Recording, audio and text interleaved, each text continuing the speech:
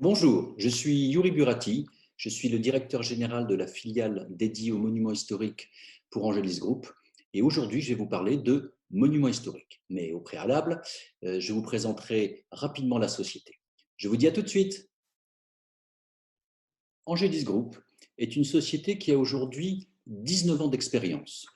Nous sommes spécialisés sur les fiscalités monuments historiques, Malraux, déficit foncier, Pinel Ancien et de Normandie. Nous avons un siège social à Perpignan, un bureau parisien, nous sommes un peu plus de 40 collaborateurs et nous avons un capital social de 8 millions et 10 000 euros. Angelis Group, c'est plus de 150 opérations menées à terme et nous avons aujourd'hui un volant d'appartements en rénovation de 530 logements. La majorité de nos opérations se situe dans le top 10 des grandes villes françaises. Vous nous trouvez à Paris, à Marseille, à Lyon, à Toulouse, à Nice, à Montpellier, à Bordeaux et à Lille. Les activités du groupe se scindent en 6 départements. Le premier département, c'est la recherche foncière, donc permettant de faire le développement, d'acquérir des biens, les faire acquérir, les rénover et les vendre. Le deuxième département concerne la commercialisation. Nous nous appuyons sur un réseau de conseillers en gestion de patrimoine diplômés, donc nous avons un réseau de vente qui est totalement externalisé. Bien entendu, troisième département, la rénovation des immeubles. Quatrième département, la gestion locative, puisque nous proposons pour le compte de vos clients de s'occuper de toute la partie locative avec toutes les garanties nécessaires. Cinquième département, c'est la gestion hôtelière avec Angelis Resort, puisque nous avons de temps en temps au catalogue des hôtels à vendre, donc nous assurons derrière la gestion hôtelière. Et enfin, dernier département, Anodisrem, qui est une société de gestion qui va donc gérer des SCPI, bien entendu agréée par l'AMF, l'autorité des marchés financiers. Quand vous investissez avec Angelis Group, vous bénéficiez de plusieurs garanties. Notamment, la première, qui me semble être la plus importante, c'est la garantie des travaux fixes et forfaitaires, quels que soient les aléas de chantier. Enfin, nous livrons les biens avec une garantie décennale, une biennale, une dommage ouvrage, une garantie fiscale et juridique délivrée par les plus grands cabinets d'avocats fiscalistes de France et évidemment la garantie de première mise en location, ce qu'on appelle la carence locative, sur fonds propres. Vous avez la possibilité, lorsque vous faites investir à vos clients ou vous-même vous investissez dans des produits rénovés, à obtenir un gain fiscal dès l'année d'acquisition, puisque ce sont des produits sur mesure. Vous verrez comment ils sont constitués. On va parler maintenant du monument historique et de son grand principe de fonctionnement. Il est relativement simple. Vous gagnez de l'argent, vous êtes donc imposé au barème progressif à 6 tranches, 0, 11, 30, 41, 45 et 49 pour la contribution spéciale sur les hauts revenus. Et au fur et à mesure que vous gagnez de l'argent, eh bien, les différentes tranches s'enclenchent et vous êtes taxé à ces différentes tranches. On va supposer dans mon exemple que M. Dupont ait un revenu de 250 000 euros, donc taxé dans ces différentes tranches. Il achète un appartement dans un immeuble classé monument historique et il y fait faire des travaux de rénovation pour un montant de 250 000 euros. Qu'est-ce qui va se passer sur son revenu imposable? Eh bien, c'est très simple. On va faire venir un petit signe moins et on va pouvoir déduire de son revenu imposable l'intégralité des travaux liés à cette rénovation. Conclusion des courses, quand vous avez 250 000 euros de revenus et que vous payez 250 000 euros de travaux de rénovation, vous avez un revenu imposable qui est ramené à zéro et donc vous avez une fiscalité qui est nulle. Ça, c'est le principe fondamental du monument historique, 1 moins 1 égale 0. Bien entendu, on va faire ça un tout petit peu plus subtilement, puisque si nous faisions 250 moins 250, comme dans mon exemple, vous comprendrez vite qu'une part des travaux, une part de l'effet de levier fiscal sur les travaux serait sur les tranches les plus basses, 0, 11 et 30. Or, ce qui nous intéresse, c'est d'optimiser la partie fiscale. Dans ce cas-là, on fait plusieurs choses. La première, c'est qu'on va calculer le montant des revenus taxés dans les tranches les plus hautes, donc à savoir 41, 45 et 49. On va donc régler ce même montant sous forme de travaux. Supposons que dans les 3 tranches supérieures, j'ai trouvé, mettons, 100 000 euros. Je vais donc régler 100 000 euros de travaux. Et ces 100 000 euros viendront donc écrêter les tranches les plus hautes, ce qui me permet d'avoir un volant de travaux qui sera toujours avec un effet de levier sur les tranches les plus hautes, 41, 45 et 49. Et le solde de mes travaux qui n'est pas encore utilisé et qui n'est pas encore décaissé, eh bien, je vais simplement les conserver pour pouvoir les imputer l'année N+1 de mon acquisition pour qu'ils puissent également subir ces tranches les plus hautes. Et en fait, l'objectif, c'est que l'ensemble de ma charge travaux puisse avoir un effet de levier 41, 45 ou 49. Dans les principes généraux d'un investissement en monument historique. Tout d'abord, il faut savoir que le monument historique est une vieille dame puisqu'il date du 31 décembre 1913, quant au fondement du dispositif de protection et de conservation du patrimoine. Pourquoi au fondement? Parce que en fait, les origines de protection du patrimoine datent de 1887, où l'État, à l'époque, a fait des clauses de protection pour les bâtiments publics classés monuments historiques. Mais tel qu'on le connaît aujourd'hui, ça émane du 31 décembre 1913. Ce dispositif concerne 3 types d'immeubles. Il conserve des immeubles classés monuments historiques, des immeubles qui sont inscrits à ce qu'on appelle l'ISMH, l'inventaire supplémentaire des monuments historiques, ou des immeubles ayant reçu le label Fondation du patrimoine. En règle générale, les opérateurs vous proposeront principalement des immeubles classés ou ISMH. Alors, c'est 2 classifications différentes qui sont données donc par le ministère de la Culture. Et en fait, pourquoi est-ce qu'un immeuble est classé ou inscrit à l'inventaire supplémentaire des monuments historiques? Simplement pour le protéger, parce qu'il a une histoire. Il y a des gens célèbres qui y sont passés, des rois, des reines. Vous avez des architectes de renom qui ont construit ces immeubles. Donc, pour préserver ce patrimoine de la destruction et de la mauvaise rénovation, le ministère de la Culture les protège grâce à ces classifications. Et ça nous arrange bien parce que ces classifications apportent un gain fiscal très conséquent pour les gens qui ont la capacité évidemment d'investir dans ce type de biens, puisque vous avez compris, le monument historique concerne des gens qui ont une fiscalité très élevée. La rénovation de ces immeubles-là, elle est suivie par l'architecte des bâtiments de France et autrement dit la DRAC. Nous devons, nous, opérateurs, déposer notre projet de rénovation à la Direction régionale des affaires culturelles qui va valider ou pas notre projet de rénovation ou qui va y apporter des modifications en fonction des recherches architecturales qu'elles ont faites, où on va nous dire, par exemple, qu'un grand salon d'apparat que nous souhaitions diviser en plusieurs appartements, eh bien, ce n'est pas autorisé puisqu'à l'origine, c'était un salon d'apparat. Donc, il y a une négociation qui est de mise avec la DRAC pour qu'il y ait une réalité économique derrière. Et ensuite, une fois qu'on a l'autorisation de la DRAC, eh bien, on peut commencer à imaginer de commercialiser et de rénover ces biens. L'avantage fiscal, il est lié donc à la quantité de travaux, bien entendu, qui est nécessaire à la rénovation de ces immeubles, et c'est ce qu'on appelle une déduction fiscale. Donc, c'est un montant que l'on va venir enlever du revenu imposable. Il existe une seule façon d'investir en monument historique, il s'agit de l'investissement en ASL. Autrement dit, nous créons une association syndicale libre par immeuble qui va donc fédérer tous les investisseurs, leur permettant de parler d'une seule voix à l'entreprise qui va rénover. Et c'est le seul moyen de pouvoir investir. J'entends parfois des gens dont ce serait le métier de me dire qu'il faut faire un contrat VIR, vente d'immeubles à rénover, pour faire du monument historique. Ce n'est pas possible. Et dans une vidéo que vous trouverez sur le comparatif entre la VIR et l'ASL, je vous explique pourquoi. Bien. La déduction de ces charges travaux, telle que je l'ai expliqué dans le premier slide, qui est un peu simpliste puisqu'on dit ça fait 1 moins 1, en réalité, on passe la charge des travaux sur une déclaration 2044S. La 2044S, c'est la déclaration dite de revenus fonciers. Et si votre client n'a pas de revenus fonciers, eh bien l'intégralité de la charge liée aux travaux va venir faire un déficit global qui, lui, sera reportable sur le revenu imposable. Et puis, si vous avez des clients qui ont des bénéfice foncier, c'est encore mieux, puisqu'on va non seulement écraser le bénéfice foncier, le solde du déficit ainsi généré, lui, va remonter sur le revenu imposable. Donc, on aura deux effets de levier, écrasement du bénéfice foncier, économie de la tranche marginale qui taxe ce bénéfice foncier, économie des charges sociales à hauteur de 17,2 qui taxe également ce bénéfice foncier, et le solde, eh bien, il remonte à 100% sur le revenu global.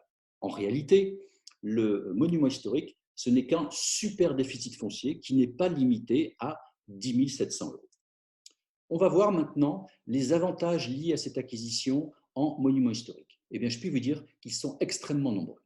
Le premier avantage, et non des moindres, c'est que vous pouvez déduire 100% des travaux de rénovation, ceci sans limite. C'est-à-dire que vous avez un client qui a 3 millions de revenus, vous lui faites faire, comme j'indiquais précédemment, 3 millions de travaux, et bien 3 moins 3, ça fait 0. Donc vous lui faites économiser le 1,5 million d'impôts qu'il aurait dû payer au titre de ces 3 millions de revenus.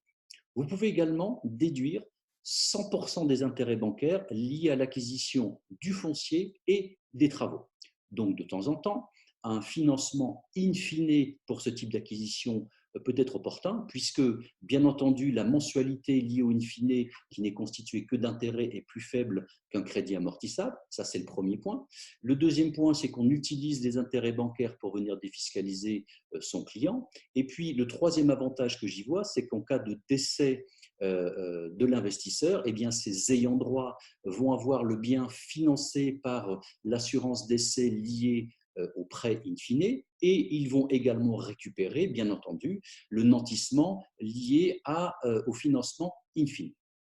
Vous pouvez également déduire de votre revenu imposable de la même manière toutes les charges de fonctionnement, que ce soit la taxe foncière, les frais de gestion de location, les assurances, tout ce qui concerne la gestion quotidienne de votre bien, vous pouvez les déduire.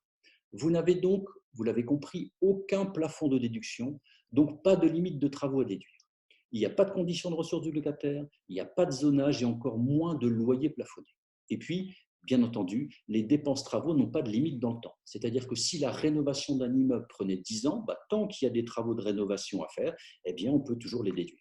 La seule limite que va vous imposer ce dispositif, c'est la livraison, puisque l'opérateur qui vous apporte ce bien-là, quand il aura fini de livrer, il faut qu'il ait payé l'intégralité de ses travaux. Donc, ça veut dire qu'il faut pouvoir solder, évidemment, le montant de ses travaux. Une petite spécificité, c'est-à-dire que si nous faisons décaisser à notre client un montant supérieur à son revenu imposable, donc si nous lui faisons payer des travaux sur un exercice qui est un montant supérieur à son revenu imposable, eh bien le solde, il n'est pas perdu puisqu'il sera reporté pendant 6 ans. Mais on a vu précédemment que ça avait peu d'intérêt de faire ce principe-là, puisqu'il faut aller chercher les tranches les plus hautes pour que ça ait du sens. On est bien entendu hors plafonnement des niches fiscales. Les niches fiscales, je rappelle, c'est simplement le cumul des avantages fiscaux qui ne devraient pas dépasser 10 000 euros entre la charge liée à la femme de ménage, à la garde des enfants et un éventuel investissement en neuf. Eh bien, l'intégralité de ces avantages fiscaux ne doit pas dépasser 10 000 euros.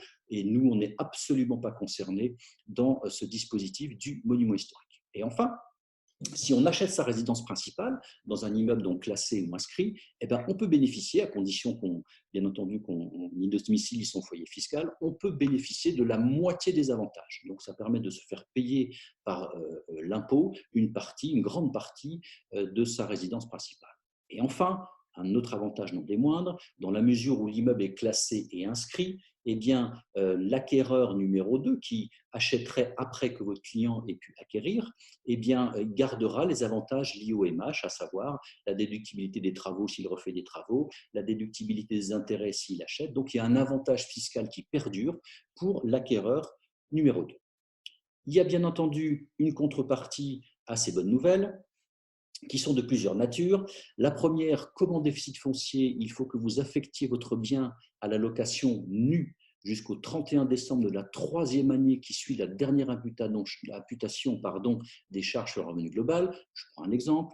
Vous achetez un monument historique en 2020, il y a 3 ans de fabrication du produit, vous décaissez votre dernier code part travaux en 2023, eh bien, au 31 décembre 2026, vous devriez proposer à la location ce bien et ensuite, vous êtes libre de faire ce que vous voulez, éventuellement de le passer en loueur en meublé non professionnel, telle manière à pouvoir se soustraire à la taxation sur les bénéfices fonciers.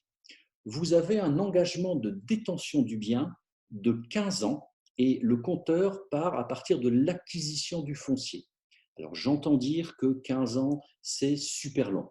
Oui et non, puisque lorsqu'on compare par exemple un investissement Pinel dans le neuf, et si on prend l'avantage fiscal le plus important qui est 12 ans pour avoir les fameux 21% de réduction d'impôt, eh bien 12 ans, c'est à partir de la date d'achèvement des travaux. Or, il y a 24 mois de fabrication, plus 12, ça fait 14. Et nous, on a un engagement de détention de 15 ans. Donc, il y a finalement 1 an d'écart. Donc, ce n'est pas un argument pour dire il faut le détenir toute sa vie. Non, 15 ans, ça fait partie du temps immobilier pour pouvoir avoir une plus-value latente à la sortie. On peut, dans ce dispositif, louer son bien à un ascendant ou un descendant à la seule condition, c'est qu'il ne fasse pas partie du foyer fiscal. Et puis, pour l'opérateur, il faut qu'il fasse attention à plusieurs choses, et notamment la nature des travaux. Il faut que ce soit des travaux d'entretien, de réparation et d'amélioration. Et il faut que 75% de la surface de l'immeuble soit consacrée à cette habitation. Il y a des fausses rumeurs qui circulent. J'entends chaque année, de manière récurrente, tout un tas de choses qui sont totalement fausses sur le monument historique. Notamment, tous les ans, on me dit, je lis, je vois que des gens disent que les travaux sont limités à hauteur de 200 000 euros. Je ne sais pas d'où ce chiffre sort, mais sachez qu'il est totalement faux. Le montant des travaux est totalement décorrélé du montant de l'acquisition et il est vraiment sans limite. Il y a des jurisprudences pour cela qui existent, qui prouvent mes propos. J'entends également que le paiement des travaux doit se faire sur 4 ans. Ça, ce sont les gens qui confondent la Malraux et le monument historique. Je répète, en monument historique, tant que le chantier est ouvert et tant qu'il y a des travaux de rénovation, eh bien, on peut allonger son avantage fiscal et ce paiement des travaux sur autant d'années que l'on veut. La seule limite, c'est celle que va vous imposer l'opérateur, puisque, évidemment, lorsqu'il aura fini son bien, il va falloir qu'il soit payé. Autre chose énorme, l'exonération des droits de succession. Sachez que dans les produits à la découpe tels que nous, les opérateurs les présentent, autrement dit l'acquisition d'un appartement dans un immeuble classé monument historique, la règle de l'exonération des droits de succession ne peut pas s'appliquer.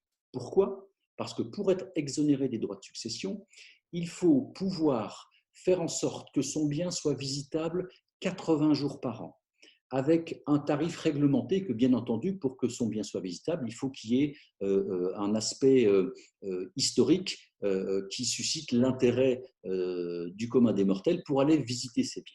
Et à cette condition-là, les héritiers peuvent aller voir le ministère de la Culture pour qu'ils puissent définir ensemble un plan d'entretien de ce bien-là. Et à cette condition, le ministère de la Culture peut, je dis bien peut, il n'est pas obligé, exonérer des droits de succession pour les ayants droit. Comprenez bien que dans nos immeubles à la découpe, le client ne va pas aller ouvrir sa porte de salle de bain pour aller faire visiter la salle de bain. Ça n'a aucun intérêt. Donc, dans les immeubles à la découpe que présentent les opérateurs, il n'y a pas d'exonération de droits de succession. Dernière chose, enfin avant-dernière chose, souvent j'entends que le fait d'investir en monument historique génère un contrôle fiscal automatique, ce que les gens confondent avec une demande d'information, puisque maintenant, depuis la déclaration par Internet, nous n'avons plus aucun document à fournir à l'administration fiscale, ce qui n'était pas le cas lorsque c'était une déclaration papier où on nous demandait tout un tas de documents. Donc il est normal et justifié que l'administration fiscale demande ce que l'on appelle une demande d'information. Et dans cette hypothèse-là, il faut simplement fournir les pièces que l'administration fiscale demande pour pouvoir continuer à jouir tranquillement de ce dispositif du monument historique. Et enfin, bien entendu, une partie des néophytes auxquels on présente ce bien-là nous disent c'est pas possible, sinon ça se ferait. Bon, voilà. Après, il faut qu'ils aillent regarder un petit peu ce qui se passe réellement dans le monde, mais c'est des choses qui sont tout à fait possibles. Donc, bien entendu, tout ce qui a été inscrit sur ce slide-là, c'est absolument faux et ça n'a aucun sens. Maintenant, On va voir l'exemple d'un monument historique. J'ai pris un client qui avait une tranche marginale d'imposition à 41. On suppose qu'il y a suffisamment d'euros sur cette tranche-là pour pouvoir ne travailler dans cet exemple que sur la tranche à 41. Et ce client a 10 000 euros de bénéfices fonciers tirés de l'allocation d'autres appartements qu'il aurait, et il fait un investissement dans lequel il fait réaliser 200 000 euros de travaux. La première année, en 2020, il décide de payer 100 000 euros sur le compte de l'ASL, générant donc l'avantage fiscal. Il a donc 10 000 euros de bénéfices fonciers, donc il crée une charge à hauteur de 100 000. 100 moins 10, ça fait donc il a un déficit global de 90 000 euros, et c'est donc ce déficit global qu'on va aller pouvoir imputer sur le revenu global du client à hauteur de 90 000 euros. Il y a 3 conséquences fiscales à cela. La première, c'est le fait d'avoir écrasé son bénéfice foncier, qui lui est une première fois taxé à 41 et une seconde fois taxé au titre des charges sociales. Donc on a 2 économies fiscales, 10 000 fois 41, 4 100, et 10 000 fois 17,2 pour 1 720 euros. Et puis, bien entendu, on a déduit de son revenu imposable 90 000 euros. On a supposé que sa tranche était à 41. 90 fois 41 fait 36 900 euros. Donc son gain fiscal total sur l'exercice 2020, c'est 42 720 euros. Arrive 2021, il décide cette fois-ci de régler 40 000 euros de travaux. Eh bien, même principe, 40 moins 10, 30 000, 10 étant les bénéfices fonciers qu'il a. On a donc un déficit global que l'on va pouvoir imputer sur le revenu global à hauteur de 30 000 euros. 3 conséquences fiscales. Les 2 premières sont identiques à l'année précédente, puisqu'on a écrasé le bénéfice foncier existant. Donc, on a économisé 10 000 fois 41, 4 100, plus 10 000 fois 17,2, 1 720. Et puis, il a ces fameux 30 000 euros qui viennent imputer son revenu global. Donc, 30 000 euros, sa tranche étant à 41. 30 000 fois 41, 12 300 euros. Cumul du gain fiscal total de l'exercice 2021, 18 120 euros. Arrive 2022, il va donc solder ses travaux puisqu'on va livrer le bien. Il va donc payer encore 60 000 euros de travaux. Donc on a bien 60 plus 40 plus 100 sur les 3 exercices qui représentent bien 200 000 euros de travaux. Il a donc de ce fait écrasé son bénéfice foncier. Il lui reste un déficit global de 50 000 euros qu'il va imputer sur son revenu global. Vous avez compris, 3 gains fiscaux, 10 000 fois 41, 4 100, 10 000 fois 17,2, 1 720. Donc ça, c'était pour le bénéfice foncier existant. Et puis, le troisième, qui sont les 50 000 euros de déduction fois sa tranche, donc 20 500 euros. Gain fiscal total sur cet exercice 2022, 26 320 euros.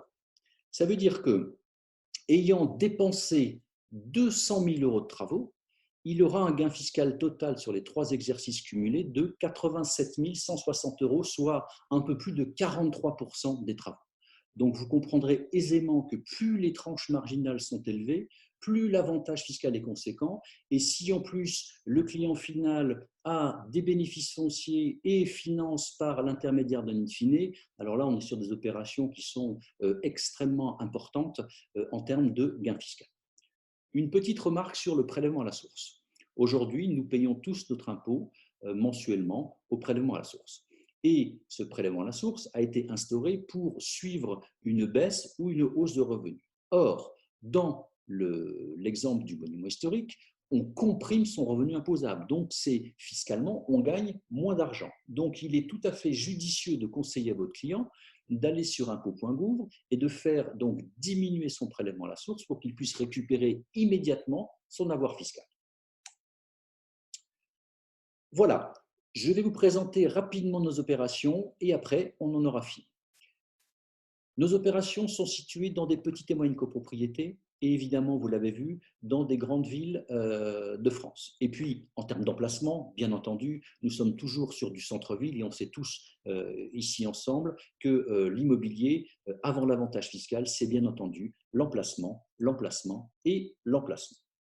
On a une couverture nationale puisque nous avons des opérations dans toute la France. Donc, il vous suffit simplement de choisir sur notre catalogue quelle serait l'opération qui pourrait convenir à votre client. Et on prend un soin particulier aux travaux de rénovation, puisque dans nos travaux de rénovation, il y a non seulement la toiture, ce qu'on appelle le clos et le couvert, la toiture et les façades, mais on a le gros œuvre, le second œuvre, les parties communes, les parties privatives. Et on met un grand soin pour les équipements, puisque vous apercevez qu'il y a des douches à l'italienne, visiophones, les parties communes sont décorées avec des miroirs, des tableaux, des luminaires un petit peu spécifiques, WC suspendus, qui redonnent finalement un caractère à ces immeubles qui est tout à fait intéressant. Et vous avez des cuisines équipées avec meubles haut, meubles bas, plaques vitrocéramiques, haute aspirante et tout l'équipement nécessaire pour le plus grand confort des locataires. Voilà, c'est fini pour aujourd'hui. Je vous remercie de m'avoir écouté et je vous dis à très bientôt. Au revoir.